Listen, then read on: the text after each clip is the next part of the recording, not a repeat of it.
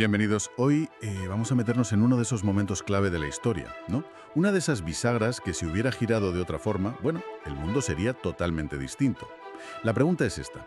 ¿Y si el Imperio Español no se hubiera derrumbado en 1898?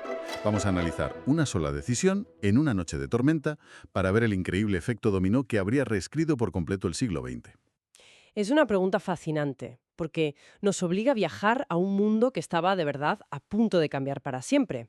A finales del siglo XIX tienes a España que, a ver, sobre el papel sigue siendo un imperio global, inmenso, pero en la práctica es un gigante agotado. Un gigante con pies de barro entonces. Totalmente.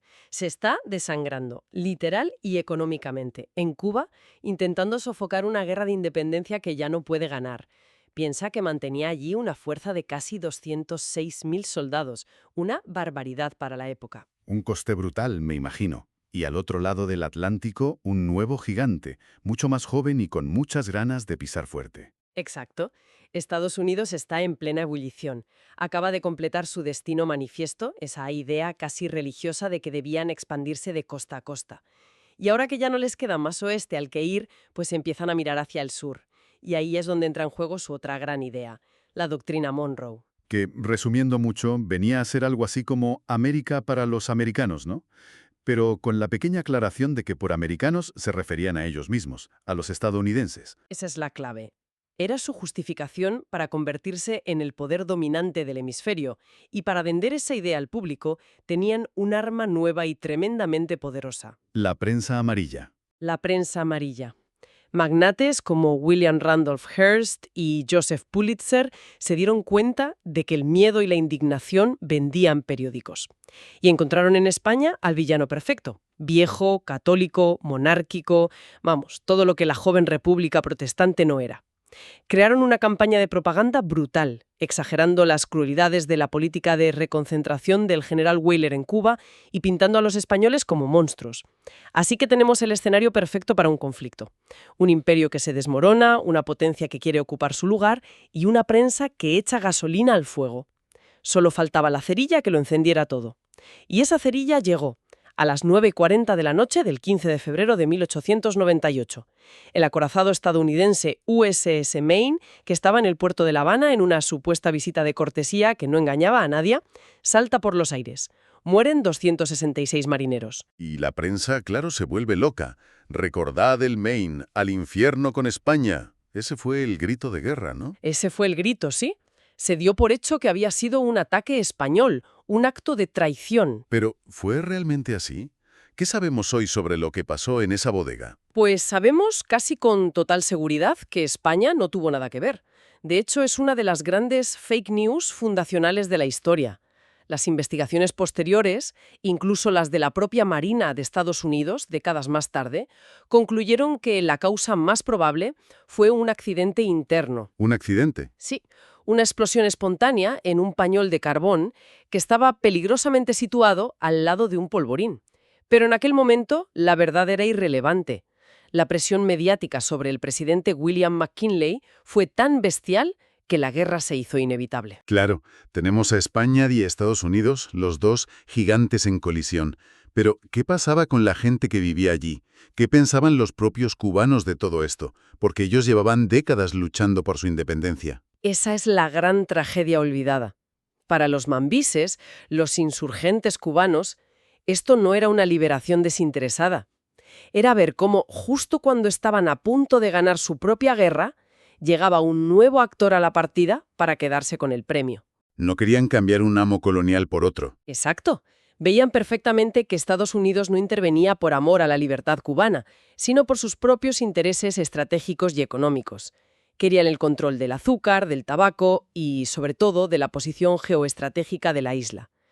Con la guerra ya declarada, todo el peso del imperio recae sobre los hombros de un hombre, el almirante Pascual Cervera y Topete. Su flota está atrapada en la bahía de Santiago de Cuba, bloqueada por una armada estadounidense que era inmensamente superior. Hay que ponerse en la piel de Cervera. Era un marino respetado, un hombre de honor, y sabía que sus barcos eran, como él mismo dijo, cascarones. No estaban preparados para un combate moderno. O sea, él era consciente de que le enviaban al matadero. Plenamente consciente.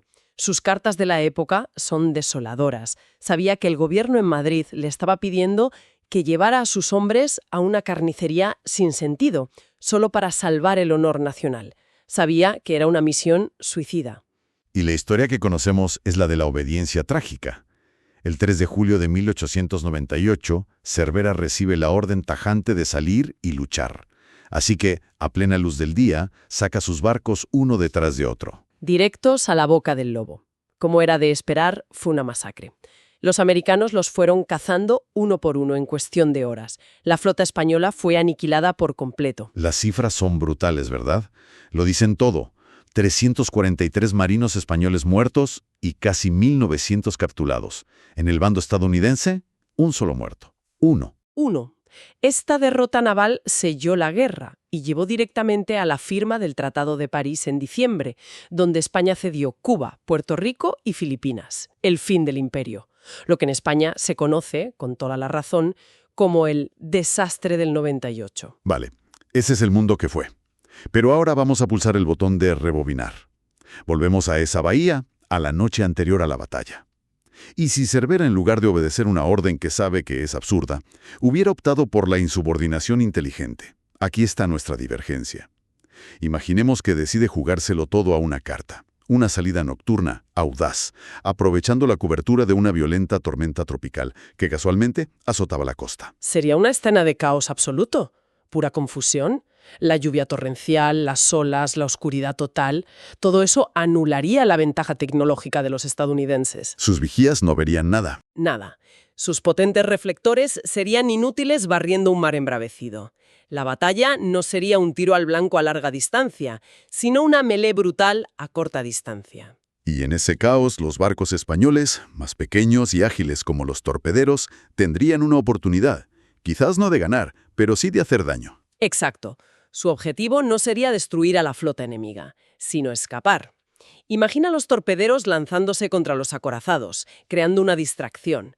En medio de la confusión, el objetivo principal sería que los dos mejores barcos de Cervera, los cruceros acorazados Infanta María Teresa y el rapidísimo Cristóbal Colón, lograran romper el bloqueo y escapar a mar abierto. El resultado seguiría siendo una derrota. La mayoría de la flota se perdería, pero la percepción lo sería todo. Ya no sería una aniquilación humillante. Claro. Para Estados Unidos, que dos de los barcos principales del enemigo escapen, se vería como un fracaso estrepitoso. La guerra deja de ser esa espléndida pequeña guerra y se convierte en una perspectiva mucho más sombría. Una lucha larga, sangrienta y carísima contra los 206.000 soldados que España aún tiene en la isla. Y es esa perspectiva la que cambia por completo la mesa de negociación. Totalmente. En lugar del Tratado de París, que fue una rendición incondicional, se llega a lo que podríamos llamar el compromiso del 98. ¿Un acuerdo? Un acuerdo, sí. Estados Unidos se queda con Puerto Rico y Guam para salvar la cara y tener sus trofeos, pero España, al haber demostrado que el coste de una victoria total sería demasiado alto, conserva la soberanía sobre Cuba y Filipinas. Y aquí es donde las fichas de dominó empiezan a caer de verdad. Porque una España que no sufre el trauma del desastre es una España completamente diferente. No hay esa crisis de identidad nacional, esa sensación de humillación y fracaso. En lugar del regeneracionismo, ese movimiento intelectual que nació de la derrota y que pedía rehacer el país desde cero, surge algo distinto, un reformismo imperial nacido de la pura necesidad. Entiendo. Madrid se da cuenta de que no puede seguir manteniendo esos territorios por la fuerza. Exacto. La única manera de conservarlos es transformando el imperio. La solución es conceder una autonomía sin precedentes. Algo así como lo que hizo el Reino Unido con sus dominios. Una especie de Commonwealth hispánica. Exactamente. Nace la Unión Hispánica. Cuba y Filipinas se convierten en estados libres asociados. Tendrían sus propios parlamentos, su propio gobierno para asuntos internos, pero compartirían con España la defensa, la política exterior y un jefe de Estado común, el rey. O sea que el imperio no colapsa, se adapta para sobrevivir. Se adapta, ¿sí? Es increíble cómo un cambio en el Caribe frena el ascenso de Estados Unidos, y supongo que, al mismo tiempo, en España estaría pasando justo lo contrario, ¿no? Totalmente. En Estados Unidos, la guerra se recuerda como un fiasco mal gestionado. El fervor imperialista se apaga. Y esto tiene una víctima política muy clara: Theodore Roosevelt. Claro, su imagen de héroe de los Rough Riders Queda manchada, asociada a una victoria pírrica. Su ascenso meteórico a la presidencia se frena en seco. Y sin un Roosevelt tan agresivo y expansionista en la Casa Blanca, una de las mayores obras de ingeniería del siglo XX probablemente no se habría hecho. O al menos no entonces. el Canal de Panamá. ¿El Canal de Panamá? En nuestra historia fue la voluntad de hierro de Roosevelt la que lo impulsó, llegando a provocar una secesión en Colombia para conseguirlo. Un Estados Unidos más cauto, sin ese líder y sin esa euforia nacional, no se habría metido en ese lío. ¿Y un mundo sin Canal de Panamá a principios del siglo XX? Es un mundo donde la Armada de Estados Unidos no puede moverse fácilmente del Atlántico al Pacífico. Su ascenso como superpotencia naval global se retrasa décadas.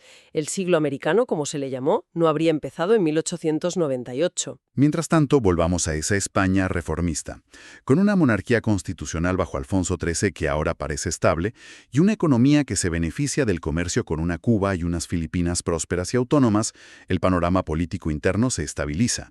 Ya no hay esa sensación de crisis permanente. Y eso tiene una consecuencia fundamental. El ejército español, en lugar de tener que centrarse en la sangrienta y desmoralizante guerra de Marruecos, que fue un sumidero de vidas y recursos. Tendría un prestigio renovado, ¿no? Como garante de esa unión hispánica. Exacto. Y no habría esa generación de oficiales resentidos y ultranacionalistas, los llamados africanistas, forjados en la brutalidad de Marruecos. ¿Y si no hay africanistas? Entiendo por dónde vas. Un golpe de Estado como el de Primo de Rivera en 1923, que fue una consecuencia directa del desastre de Anwar en Marruecos, ¿sería posible? Sería impensable. Con un país estable y un ejército con otra mentalidad, la monarquía constitucional se habría consolidado. Y si evitamos esa dictadura, la polarización extrema que le siguió y la erosión de las instituciones. Un momento, porque esto es muy fuerte. ¿Estás diciendo que este camino alternativo podría haber evitado la Guerra Civil Española? Es una de sus consecuencias más directas y trascendentales. Las condiciones que llevaron a la guerra. En 1936, la polarización política, una crisis económica brutal, un ejército lleno de oficiales como Francisco Franco, cuya carrera y mentalidad se forjaron en Marruecos, simplemente no existirían o no tendrían la misma intensidad. ¿Y Franco? ¿Qué habría sido de él? En este escenario, Franco probablemente habría sido un oficial de guarnición más, un personaje secundario en la historia. España podría haber evolucionado hacia una democracia parlamentaria estable, como el Reino Unido. Evitar la guerra civil ya sería un cambio monumental. Pero la cadena de consecuencias no termina ahí. Hay una más, que afecta a todo el planeta y que podría haber evitado el momento en que la humanidad estuvo más cerca de la autodestrucción. Y la clave, de nuevo, está en Cuba. Pensemos en la Cuba de esta Unión Hispánica. Es un Estado autónomo, próspero, con su propio parlamento. Sin la intervención estadounidense de 1898 y la posterior enmienda Platt, que convirtió a la isla en un protectorado de facto, no habría existido la corrupción endémica ni un dictador como Fulgencio Batista. Que básicamente era un títere de los intereses de Washington y la mafia. Eso es. Y si no hay Batista. No hay una razón de ser para una revolución tan radical como la que lideró Fidel Castro. Exacto.